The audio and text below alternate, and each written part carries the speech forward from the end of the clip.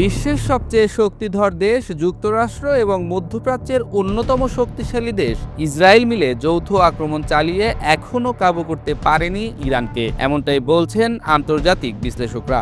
Iran একাই লড়াই চালিয়ে যাচ্ছে তাদের বিরুদ্ধে।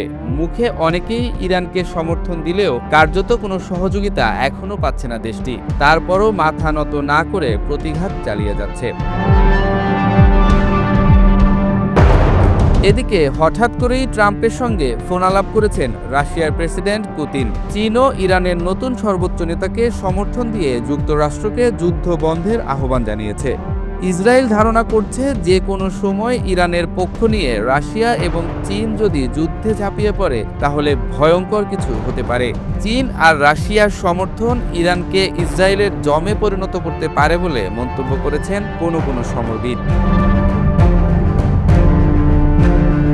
যুদ্ধ শুরুর সপ্তাহ পার হবার পর যুক্তরাষ্ট্র ইসরায়েলের কাছে ইরান যেন হঠাৎ এক জম আতঙ্ক হয়ে উঠেছে। তারা যে ইরান কল্পনা করেছিল দেশটি তার চেয়ে শক্ত, কঠিন, ঐক্যবদ্ধ। রক্তচক্ষু তো নয়ই, বরং B-2 স্টিলথ বোমারু বিমান থেকে হামলা কোনো কিছুই ভয় ধরাতে পারছে না ইরানি শাসকদের। বিশ্বের শীর্ষ শক্তিধর দেশ যুক্তরাষ্ট্রের মুখের উপর পারমাণবিক বোমার মতো জবাব ছুড়ে দিচ্ছে একের পর এক।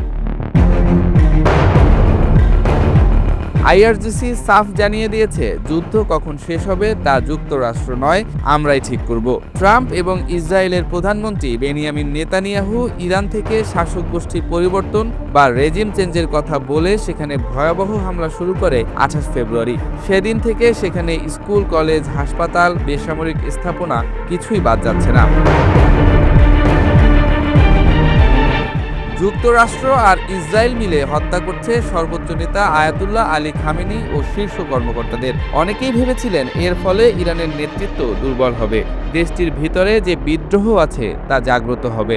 সেই চিন্তা থেকে ট্রাম্প তাদেরকে উস্কানিও দিয়েছিলেন। তিনি হামলা চালিয়ে বলেছিলেন, আমরা যেখানে শেষ করব সেখান থেকে শুরু করতে হবে তোমাদের।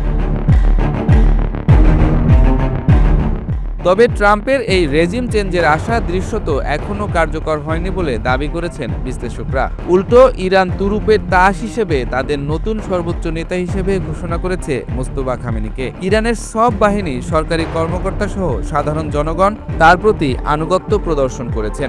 এর মধ্য দিয়ে ইরান আরও কঠিন ও ঐক্যবদ্ধ, এটা প্রমাণ হয়েছে বলে মন্তব্য করছেন আন্তর্জাতিক বিশ্লেষকরা। ইরানের সশস্ত্র বাহিনীগুলোতে মোস্তফা খামেনির বিষয়ে কোনো আপত্তি আসেনি।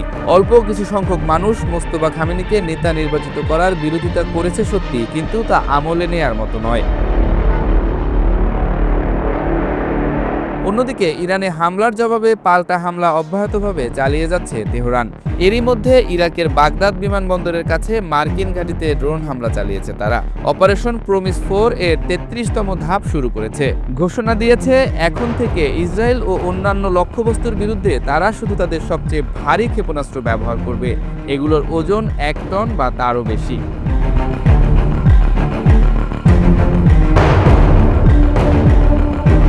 ইরাকের একটি নিরাপত্তা সূত্র জানিয়েছে, ইরাকের রাজধানী বাগদাদের বিমানবন্দরের কাছে অবস্থিত একটি মার্কিন লজিস্টিক সহায়তা ক্যাম্পকে লক্ষ্য করে একটি ড্রোন হামলা চালানো হয়েছে।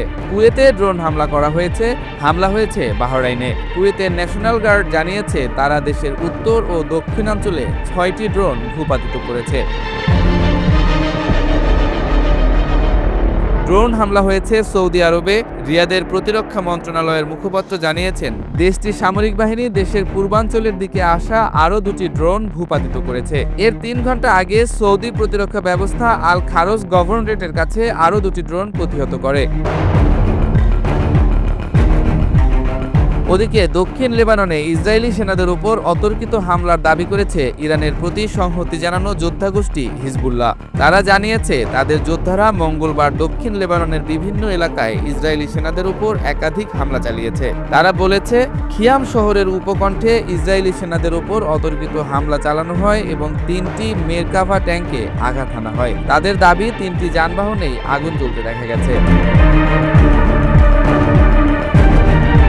এর আগে ইরান মেরকাবা শহরে ইসরায়েলি বাহিনীকে লক্ষ্য করে 2 দফা রকেট হামলা চালিয়েছে এবং আইতারুন গ্রামের খানুক এলাকায় ইসরায়েলি বাহিনীর উপর গোলাবর্ষণ করেছে। এছাড়াও সীমান্তবর্তী শহর মারুন আল রাশের পূর্ব উপকণ্ঠের কাহিল হাইটসে থাকা ইসরায়েলি সেনাদের উপরও রকেট হামলার দাবি করেছে তেহরান। ওদিকে ইরানের মধ্যাঞ্চলীয় খোমেন শহরে একটি স্কুলে মার্কিন ক্ষেপণাস্ত্র হামলা হয়েছে। ইরানের বার্তা সংস্থা মেহর জানিয়েছে, হামলার শিকার স্থানটি ডক্টর হাফেজ খোমেনি স্কুল এবং এর আশেপাশের বেশ কয়েকটি আবাসিক বাড়িও ক্ষতিগ্রস্ত হয়েছে।